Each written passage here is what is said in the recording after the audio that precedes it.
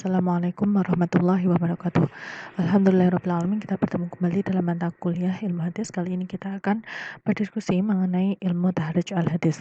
Sebelum kita mulai pembahasan kita pada hari ini, marilah kita bersama-sama membaca basmalah. Bismillahirrahmanirrahim. Semoga kita senantiasa diberi kemudahan dalam mempelajari materi ini dan diberikan ilmu yang bermanfaat. Pada dasarnya, dalam penentuan sebuah hukum terhadap suatu permasalahan, tentu saja hadis menjadi salah satu sumber ajaran Islam yang dapat dijadikan dalil dalam terhadap suatu permasalahan. Pengertian sebuah hadis kata tahrij secara bahasa berasal dari kata khoroja yang berarti tampak atau jelas. Hal ini kata khoroja juga memiliki konotasi makna dengan kata al-istimbat atau mengeluarkan. Oleh karena itu dibutuhkan sebuah ilmu atau membiasakan ilmu tahrij al-hadis dan juga at-tajwid atau ma'rifat. Kali ini kita akan kemudian para ulama ahli hadis memberikan arti pada kata tahrij. Yang pertama, bahwa kata tahrij itu memiliki arti yang sama dengan kata ikhraj, yang berarti menampakkan hadis kepada orang lain dengan menyebutkan sumbernya. Misalnya menyebutkan hadis ini dikeluarkan oleh Al-Bukhari atau hadis ini ditakhrij oleh Al-Bukhari. Ini artinya Al-Bukhari ini merupakan orang yang meriwayatkannya dan menyebutkan tempat dikeluarkannya secara independen. Kemudian arti kata tahrij yang kedua adalah mengeluarkan hadis dan meriwayatkannya. Dan arti tahrij yang ketiga adalah sebagai petunjuk, di mana petunjuk yang dimaksud ini adalah petunjuk sumber-sumber asli hadis dengan menyebutkan penyusun yang pernah meriwayatkannya. Sehingga secara istilah tahrij al-hadis berarti petunjuk jalan menuju tempat atau suatu letak suatu hadis pada sumber-sumber yang orisinal berikut sanadnya dan menjelaskan martabatnya jika diperlukan. Pada mulanya, ilmu takhrij al-hadis ini tidak begitu diperlukan oleh para ulama dan ahli hadis, terutama pada masa sahabat dan juga pada masa tabi'in.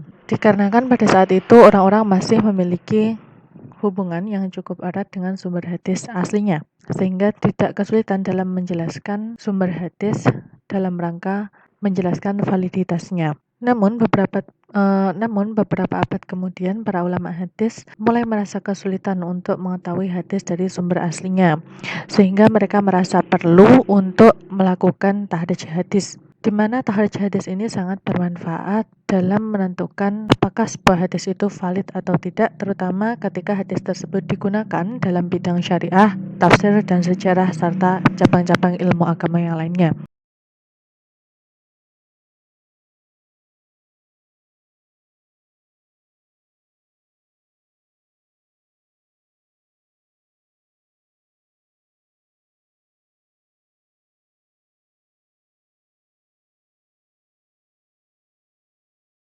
Dalam upaya para ulama dan ahli hadis untuk menelusuri validitas sebuah hadis, upaya yang dilakukan adalah dengan menjelaskan atau menunjukkan hadis kepada sumber aslinya, kemudian menjelaskan metodenya dan menentukan kualitas hadis tersebut dengan kedudukannya.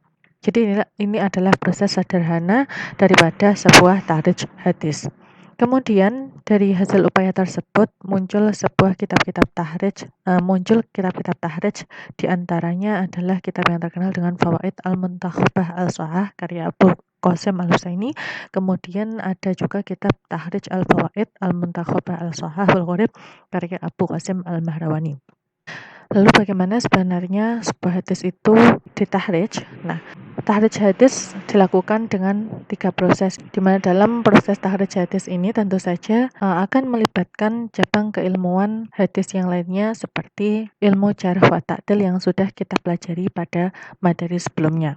Proses yang pertama dari tahrij al-hadis adalah menelusuri pada kitab mana hadis tersebut berada dan berapa jalur periwayatannya. Kemudian setelah ditemukan letak hadis tersebut dalam kitab apa dan juga jalur periwayatannya, kemudian orang yang mentakhrij hadis harus membuat urutan sanad periwayat hadis. Setelah dibuat urutan sanadnya, maka akan nampak para periwayat dan juga rangkaian silsilah sanadnya. Setelah ditemukan rangkaian silsilah sanadnya, yang dilakukan oleh seorang yang mentakhrij hadis adalah memberikan penilaian kualitas hadis.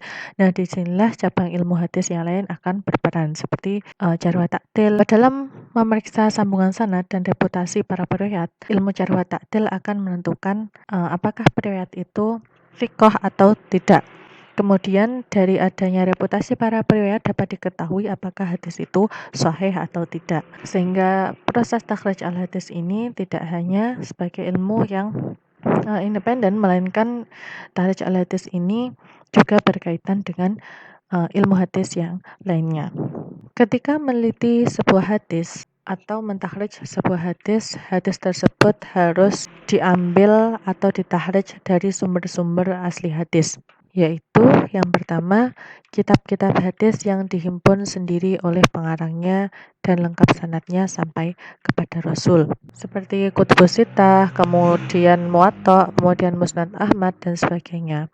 Ini merupakan kitab-kitab hadis yang dihimpun sendiri oleh pengarangnya serta lengkap sanadnya kepada Rasulullah Shallallahu Alaihi Wasallam.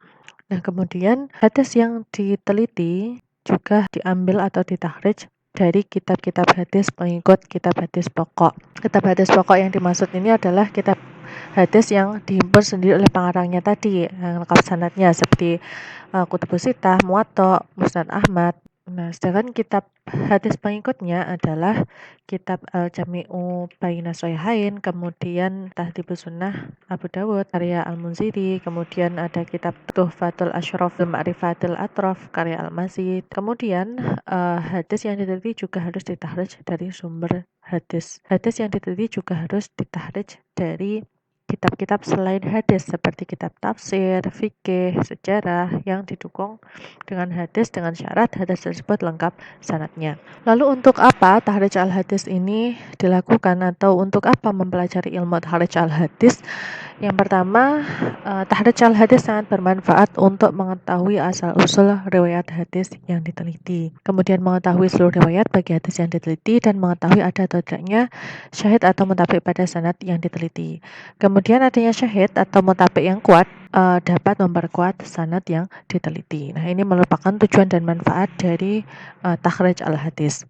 Ada beberapa metode yang dapat digunakan dalam takhrij al-hadis, di mana yang umum digunakan ada 5. Yang pertama, takhrij melalui periwayat pertama atau al-rawi al-a'la, kemudian takhrij melalui lafaz pertama matan hadis, kemudian takhrij melalui penggalangan kata-kata yang tidak banyak diungkap dalam lisan, dan yang keempat, takhrij berdasarkan topik hadis, dan yang kelima adalah takhrij berdasarkan status hadis. Mengenai yang pertama, yaitu takhrij melalui periwayatan pertama atau al-rawi al-a'la, takhrij dalam metode ini juga melalui beberapa tahapan. Yang pertama, mengenal nama perawi pertama dari hadis yang akan ditakhrij. Setelah itu, mencari nama perawi yang diinginkan dari kitab-kitab al-atraf atau musnad. Kemudian, bila nama perawi pertama yang dicari telah ditemukan, lalu dicari hadis yang diinginkan di antara hadis-hadis yang tertera di bawah nama perawi tersebut. Bila sudah ditemukan, maka akan diketahui ulama hadis yang meriwayatkannya. Ada beberapa kitab yang sangat membantu dalam metode takhrij melalui periwayat yang pertama, diantaranya adalah kitab Al-Atraf dan Musnad, di mana Al-Atraf adalah himpunan hadis yang berasal dari kitab induknya, yang di dalamnya dicantumkan bagian atau potongan hadis dari setiap hadis yang diriwayatkan oleh sahabat atau tabi'in.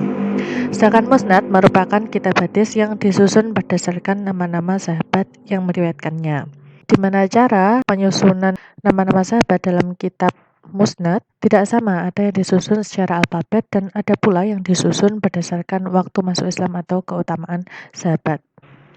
Metode takhrij melalui periwayat pertama atau al-rawi al-a'la memiliki kelebihan yaitu mudah dan cepat menemukan sahabat yang meriwayatkan hadis karena sistematikanya berdasarkan alfabetis huruf hijaiyah. Sedangkan kekurangan dari metode ini adalah membutuhkan waktu yang lama untuk menemukan hadis yang dicari jika sahabat tersebut banyak meriwayatkan hadis. Metode yang kedua adalah takhrij melalui lafaz pertama matan hadis. Ada 2 tahap dalam metode ini. Yang pertama adalah menghimpun lafaz pertama hadis berdasarkan huruf-huruf hijaiyah, kemudian mencari lafaz itu dalam kitab takhrij yang disusun sesuai dengan metode takhrij melalui lafaz pertama matan hadis berdasarkan huruf pertama, huruf kedua, dan seterusnya. Apabila misalnya apabila dalam sebuah hadis kata pertamanya adalah man, maka pentakhrij harus mencarinya pada bab mim, kemudian mencari huruf nun. Kemudian kata keduanya adalah kana, maka langkah ketiga adalah mencari huruf-huruf selanjutnya yang mengiringinya.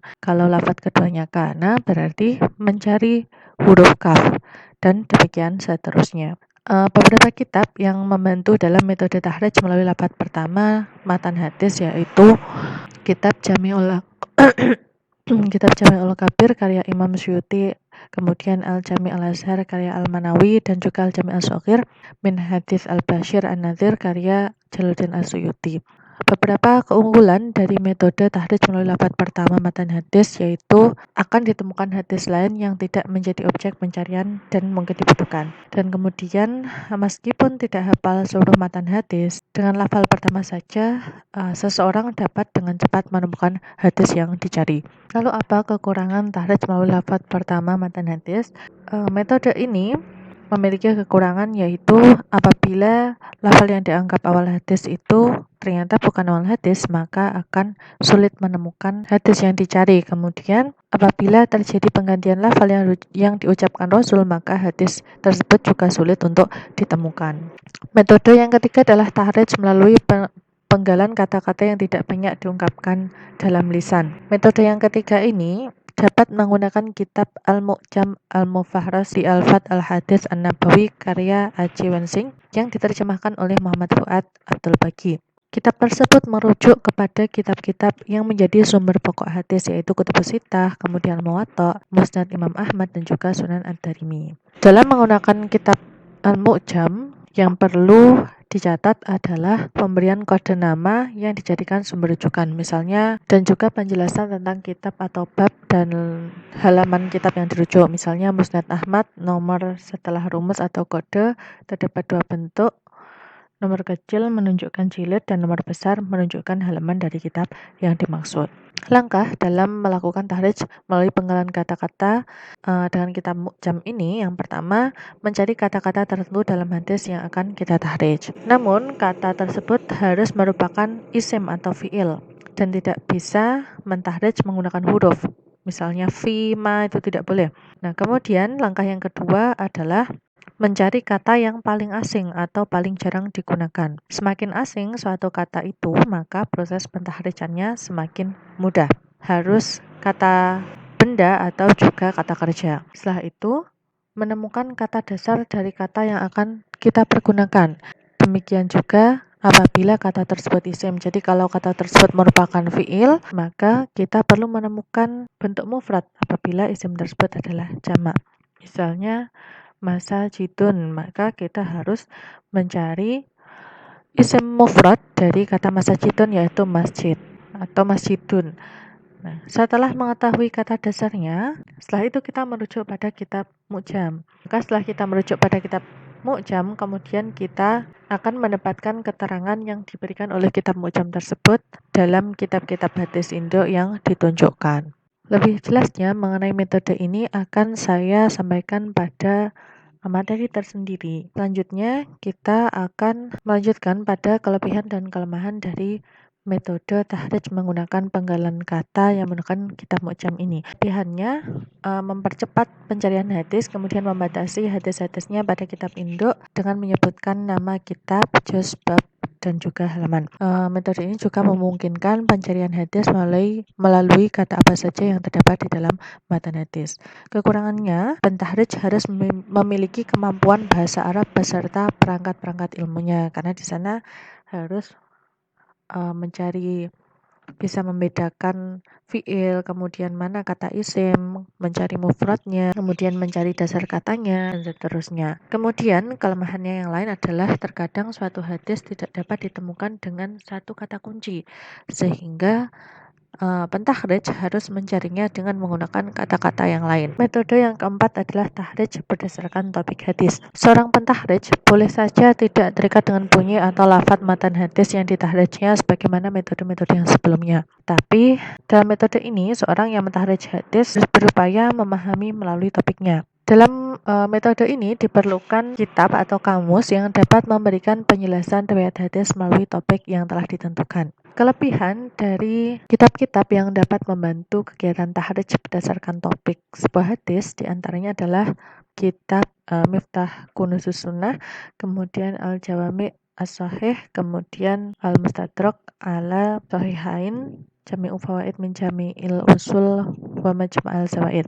Keunggulan atau kelebihan tahrij berdasarkan topik hadis yang pertama adalah mendidik ketajaman pemahaman terhadap hadis pada diri pentahrij. Kemudian memperkenalkan pentahrij dengan hadis-hadis lain yang senada dengan hadis yang dicari.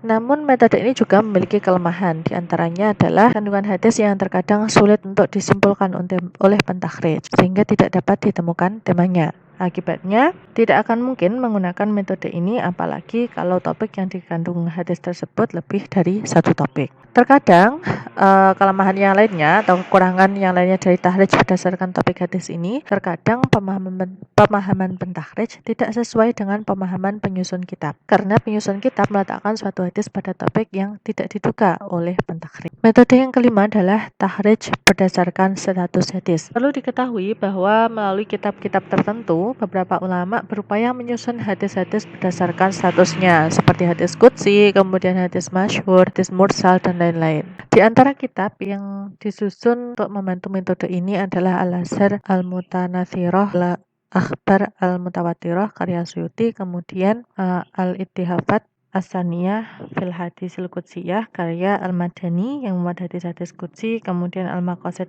Al-Hasanah karya Sakhawi yang memuat hadis-hadis populer, kemudian ada Al-Marasil karya Abu Dawud yang memuat hadis-hadis mursal, Tanzihus Syariah Al-Marfu'ah Anil Akhbar Asyani Al-Maudu'ah karya Ibnu Irak yang memuat hadis-hadis maudhu'. Kelebihan dari metode yang kelima ini atau metode tahrij berdasarkan status hadis adalah memudahkan proses tahrij karena hadis-hadis yang diperlihatkan berdasarkan statusnya jumlahnya sangat sedikit dan tidak rumit. Jadi tinggal melihat pada kitab-kitab yang sudah disebutkan tadi. Di sana terdapat hadis-hadis yang sudah dikategorikan atau digolongkan berdasarkan statusnya sehingga memudahkan proses tahrij.